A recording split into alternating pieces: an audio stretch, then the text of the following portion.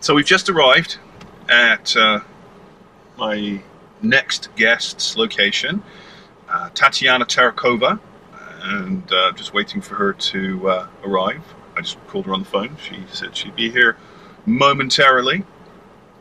I will let Tatiana tell you about her business and what she does. Oh, here we go. My goodness. I told you it was small. Look at you. Hi, James. How's it going? Good. Come on in.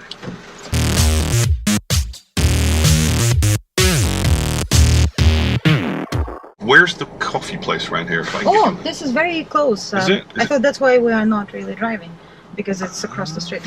Well, we can walk over and get one, but No, but we won't get that. I know we won't that get the thing. footage. No. Let's go. So why don't you tell the viewers? I think I mentioned your name already. By the way, did I say your surname? Is it Terekhova? Oh yeah, Terekhova. So it's Tatiana Terekhova. You got it. Yeah, that's a. So where's that name hail from? I mean, It's from Russia. Okay. Anything VA, Va, it's usually a Russian last name. Is it? Okay, I didn't know that. Yeah. If it ends with V, that's a male version. VA, Va, that's a female version. So is it as Russian as it gets? Okay, I just missed the drive-through entry. See, that's the thing about trying to do this interviewing, talking, and driving. You end up missing turnings. So, okay, so Terekhova. So, tell the viewers what it is you do. Well, I'm a divorce financial analyst. Mm-hmm. It's a new niche in the financial services domain. I was a banker for about 10 years with CIBC, and 4 years ago I quit my job and I thought, it's time to do something different, something new. And I found this niche for myself where I can pioneer a brand new service, which is helping people with their money during their divorce. So do you help men and women, or you favor one team over another? It just happens that I help women more than men, Okay. because men tend to think they know it all.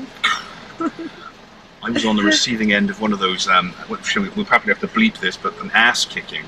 But So- James, I really enjoy working with men because they're analytical, they're quick, they're very businessy, they say something, they do it, they go, so it's very quick and efficient. And I learn a lot from men. But I really enjoy working with couples. Yeah, if they're actually talking to each other and it can be an amicable divorce, that's... And sometimes when couple comes to see me before they see lawyers, and I walk them through steps, I show them cash flow, net worth, tax considerations, and I give them homework, and they do it, oftentimes they start thinking, is divorce really a solution to their issues? So if they don't get divorced, do you still get paid? I'm paid by the hour, yeah. Oh. I don't pay for them to be divorced. Oh, okay. And some of them even pick me to be their on-call financial advisor, because I'm a financial advisor by trade. But it's just easier to market yourself when you have the niche, and my niche is divorce. Yeah, that makes sense. So when you say financial advisor, as I understand it, there's a few designations in Canada. Okay. Which is where we are.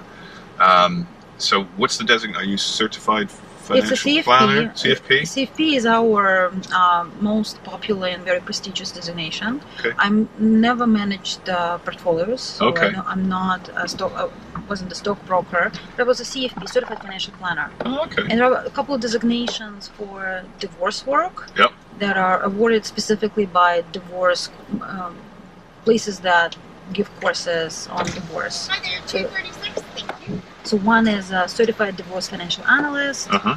I'm also a registered retirement consultant, but I don't get that many retirement clients because Canadians today are not ready to pay $1,000 to do a retirement plan. I don't know. I get people that they do get funny about. Some people get offended that we're trying to get paid. I mean, it's like I do as much as I can for free. I do as much as I can to, help people along the way as part of the sort of the sales and marketing. But at some point, I need to get paid. I am not sitting on a pile of money, and just doing this for fun. I mean, I'm trying to get. This is my career. This is my job, and It would be so nice to find that pile somewhere. I believe they call that the lottery, and your odds of winning it are something like 1 in 20 million or something. Yes, that's why I never buy it, because just... Doesn't make a lot of sense, does it really? No, I actually once did a number crunching and showed people that if they were to invest money Yeah. that they spend on lottery with dollar cost average. Oh, wow, I bet you were popular when you showed them that. They would get involved, not millions, but 80,000, 85,000. Who would say no to $85,000? You just So what was that, like 1,649 or something, like $1 a Something week? like this. You know, just compounding for Yeah. 30 years or something like I was that. looking at one client's bank statement, and I saw lottery, and then LCBO, lottery. Yeah. Well, there's nothing wrong with the LCBO. Everyone needs a little relaxation after work. And then I thought, if I show you how much you could have for sure if you were to invest this money, Yeah, even true. $25. Some companies accept low amounts like this. Yeah. You would for sure get the money back. Well, my philosophy on this is, before you attempt to save and deprive yourself of anything, Yeah. try to track your bad habits. Because when you track your bad habits and you put a dollar sign next to each one, it may motivate you to get rid of the bad habit, like cigarettes, excessive drinking, paying speeding tickets, etc., and get a reward of having extra cash. Because going back to my original example, when I thought, I'm spending so much money on these malls, and really, what am I buying? I'm not buying Armani dress. I'm buying some junk that I'm gonna get rid of next year. And then when I crunched these numbers up, and I thought, if I map my whereabouts and I just eliminate these risky places from my route and go to the right places, such as a gym or a conservation area park or library, that I'm not spending anything and I'm getting something in return, that can be a win-win situation. And for a lot of people, I would attack bad habits first. That's true. So part of what you do then is almost help people reprogram or restructure some of their habits. And people think about saving as something, I should move to a cheaper house. No. I have to drive a cheaper car. No. You have to have a good car, you have to live in a nice neighborhood, you have to wear nice clothes, but just have one good coat. Don't have 5 mediocre ones. True. And things like that. I try to be a bit of a contrarian in my philosophy when it comes to money. I don't want to repeat the same cliches. Yeah. And sometimes it's exciting to tell people that they sit on a pile of cash and they just don't know it. Planning. Every kiss you give your wife, just unsolicited kiss, just random, is $50. $50 you save. So That's a hell of a soundbite. What was that? so for men, so every time they kiss their wife or their girlfriend or their significant other that they share finances with. that they share finances with, Yes. it's saving them, or It's saving them somehow, worth somewhere, $50. $50. Because she'll go and she'll spend $50. She may spend it in one shot, and it will be $1,000 on a new dress that she feels like she's something, or it could be little chunks, but it's somewhat $50. Again, some women need more, some women can't afford it, but on average in our area, that's $50. So about $50 a transaction, and they can save that just by paying attention to their partner. And it goes the other way too. Men usually spend in big chunks. So when I analyze women's expenses, it's usually little bit by little bit, and then it miraculously becomes a 4-digit number on the credit card statement. Guys usually tires, $2,000. Wow. Speakers, GoPros.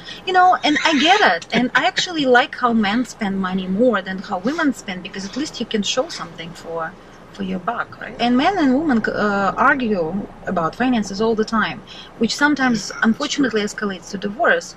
And when I look at the statements in the process of separation and divorce, and I look that they spend the same for the most part, but they just spend differently, those are great. I'm just looking at timing. If you look in the door there, there's some cards that have some questions on them. So if you want to have a look through and pick a question or two and think about answering it, be my guest. What are some of the common myths and misconceptions in your line of work? That's a good question. So what are some? So I'll mention 3. Okay, 3. So 3 common myths. Women get it all. She got it all. That's not true. It's not women who get it all. It's usually whoever makes more money during the marriage end up paying support, and it feels like it's not fair to the person who was making more now is not getting proportionate share, but everything is 50-50. Mhm. And sometimes neighbors look at the woman who just got divorced and she got a car, she got a nice home, and it looks like she got it all. But maybe she gave up her pension, maybe she gave up her RSP. So women do not get it all. And some women now start paying spousal support. Women that are more successful Yeah. make more money. The second misconception that everything is 50-50. Biggest misconception ever. It's not 50-50. There is a little tricky formula how you split it. And in Ontario, we do not recognize common law marriages. So common law spouses do not get automatic property rights to each other's property. Biggest misconception. I see it all the time. And people say, oh, but my child tax benefit got adjusted. My taxes got adjusted. So we are like husband and wife. So that's the third misconception. Don't mix up CRA rules and family law rules. They're different. That is so true. I have experienced So all different. three of those particular examples. Wow. Because you're common law. So definitely they should talk to you. Well, to me, to anybody who practices divorce analysis, I would be very happy to answer all the questions. Okay, now I'm going to include the link to your website in the description of this video. Super. Thank you. And that's fairsplit.ca, Very right? simple. Yeah. And that way around, people can get in touch with you through your website, ask you any questions, and find out more about what it is you do. Yes. Is there anything else that you'd like to share? I usually put a lot of great materials on my Facebook page. Okay. If I come across a good article or a good YouTube tutorial, I do my own tutorials too, trying to do them, so to say, practicing things. But if I come across any good piece Yeah. from other lawyers, from psychologists, from anybody, Okay. I usually connect it all on my Facebook page. And anybody who's considering divorce, I know they go through my page and they get enormous amount of good resources. Thank you. You are most welcome. Thank you for inviting. Yeah. We'll do this, and Be careful out there. I think Thank we you, might be James. getting icy. all right. Bye-bye. Bye. Well, that was Tatiana from fairsplit.ca, and she is a divorce and separation financial specialist, helping couples sort out, I guess, what is ultimately a very tricky time in their life. Pretty cool, huh?